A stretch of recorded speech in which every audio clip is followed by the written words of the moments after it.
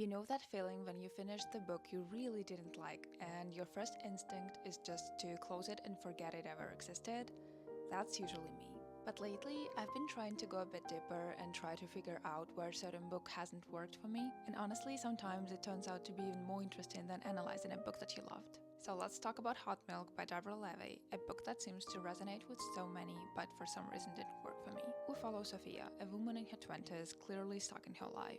She has an anthropology degree, but works as a barista in a London cafe. Her mother has an unexplained illness that ties her to a wheelchair, and they travel to a high-end clinic in Spain to get her diagnosed and possibly treated. The book has this feverish, dreamlike tone, but I'm not sure it worked for me. For example, in Spain, Sophia has this romantic entanglement with a German girl named Ingrid, I believe.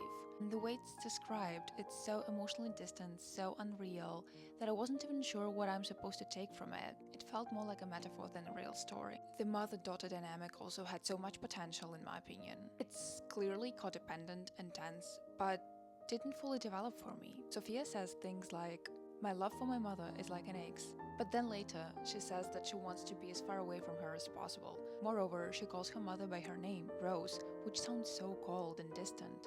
I feel like the conflict could actually be very compelling if it was explored in more emotional depth. But instead, their whole relationship felt like missing something very essential.